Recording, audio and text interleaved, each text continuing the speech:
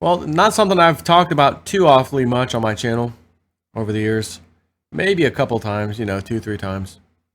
Civil asset forfeiture. The government just comes in and takes your stuff, gives you some reason or another. Zero Hedge has an interesting article from a recent case, I guess. Well, recent news, even though it happened a few years ago. The police just effed my life. Alabamians outraged as civil asset forfeiture has soared, or forfeitures soar. The morning of June 29th, 2010 began much like any other day for Frank Ranelli, the owner of FAR Computers in Ensley, Alabama.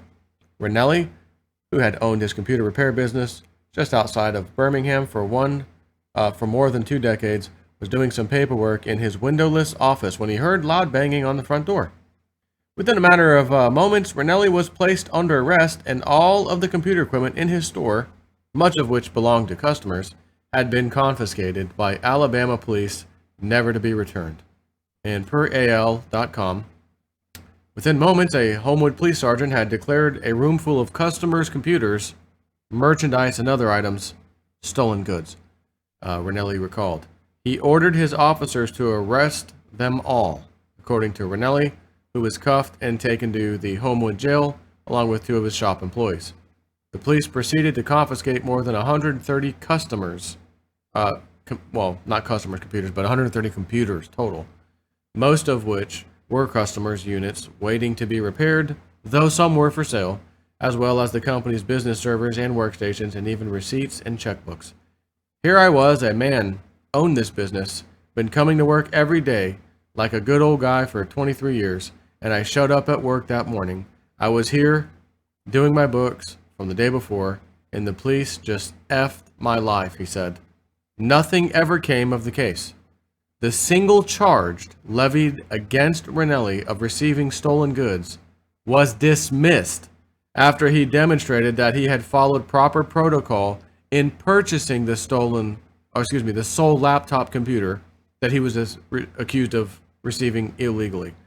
That said, despite no official charges and no jury trial, Ranelli has been trying to no avail for nearly 7 years now to recover the items the officers took from his business. Rick Hightower had a similar experience with Alabama police when he was a student at the University of Alabama at Birmingham. After being arrested for lewd behavior at a college party in 2008, Hightower said police raided his apartment and confiscated as much as $200,000 worth of musical instruments and other property, despite never being charged with stealing the property. Hightower says police have refused to return any of the confiscated items. On April 13, 2008, he was arrested and initially charged with lewd behavior after police said he was caught exposing himself at Samford University in Birmingham, according to court filings. However, Hightower, who has a fairly extensive rap sheet, was ultimately convicted of indecent exposure and resisting arrest in connection with that incident. 5 days later, after his arrest, officers with the Homewood and UAB police departments raided his apartment, executing a warrant to search for files, cameras, and any other evidence related to the incident at Samford. They also decided to seize a large amount of property believed to be stolen, including musical instruments, electronics, and other items. This is according to a UAB Police Department report on that search. As such, Hightower was charged with receiving stolen property. He was never charged with stealing any of the other items that were seized from his apartment, and was not convicted of stealing the English horn, as he provided a receipt that showed that he had purchased the item from a thrift store.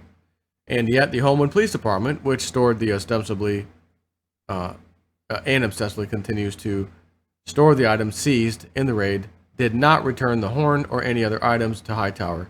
More than 9 years later, he has yet to even lay eyes on any of the possessions that were taken from him. Unfortunately, the raids on Ranelli's business and Hightower's apartment are not isolated incidents. They are just a couple of many similar cases that have taken place in Alabama across the U.S. in recent years, according to Joseph Tooley, a California criminal lawyer with expertise in civil asset forfeitures. long used in major criminal busts as a means to confiscate money and possessions obtained by illegal means, civil asset forfeiture impacts thousands of Americans each year and has become the subject of intense national and local scrutiny over the past decade. The ability of law enforcement agencies to use such tactics to take people's assets and property almost at will lends itself to abuse, Tooley, who describes cases like Ranelli's as theft, said. It's really hard to fight the system. If it was a private citizen who stole your things, you could go get your things, or in the old days, you could go get your shotgun and pay the thief a visit and say, give me my stuff back. But you can't do that in this case because it's the police. In fiscal year 2016, law enforcement agencies in Alabama seized more than $2.2 million worth of assets that represent the proceeds of or were used to facilitate federal crimes, according to its annual report to Congress. In fiscal year 2014, the total value of such assets seized by law enforcement in the state was more than $4.9 million worth. That recent drop is the local manifestation of a nationwide reduction in the use of civil asset forfeiture as public awareness and outcry over its widespread use has grown in recent years, according to the experts. The tactic is still regularly deployed, impacting dozens of Alabamians each and every year. But the tide is turning. 14 states, from New Mexico to Connecticut, have passed laws in recent years to stop police from seizing property absent a criminal conviction.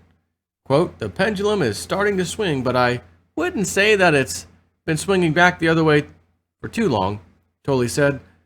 State and local governments are starting to act. Law enforcement officers are coming around a bit, and there's a little bit of a curb in police doing whatever they want.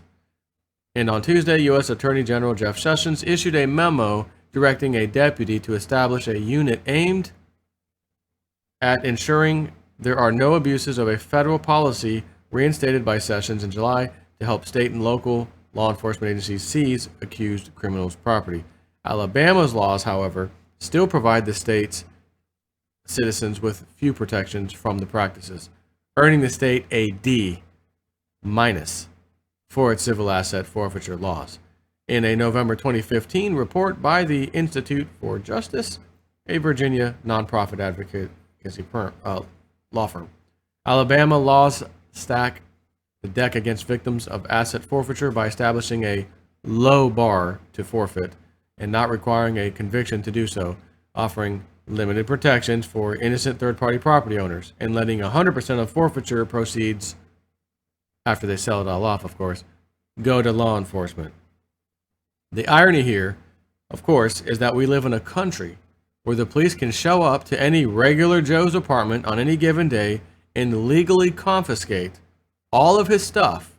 But James Comey, head of the FBI, couldn't even manage to interview a material witness in the Hillary email investigation without first granting them an unbelievable immunity deal. Seems pretty fair.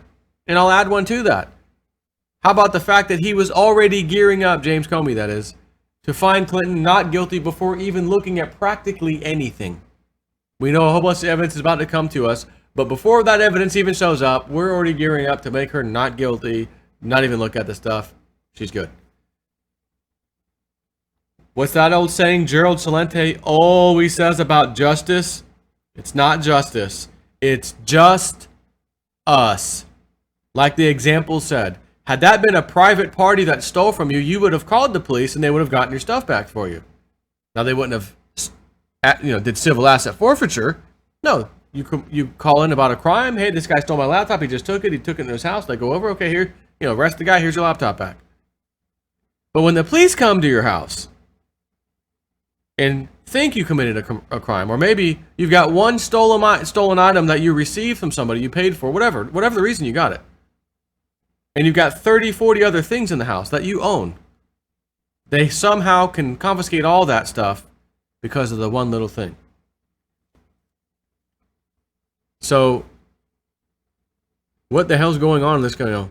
Proud to be an American, fight for the rights of the NFL kneeling men. What the hell's going on here? Civil asset forfeiture. It almost the way those you love the terms and the way they put these together. Just it almost sounds okay. Civil asset forfeiture. Oh, you forfeit the game. Yeah, we're gonna throw in the towel. You forfeited. Yeah. All right. So the other team wins. Yes. All right. Have a good day. Right. You forfeited. Civil asset forfeiture. Oh, you gave some stuff away. You get the government needed something. You gave the government like a donation. No, not quite. They kicked my door down and took everything.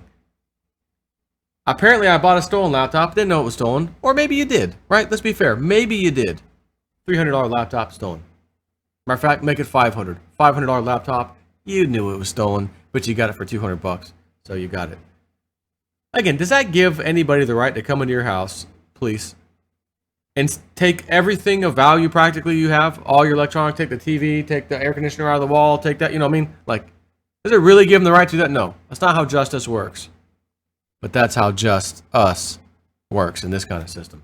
Take care.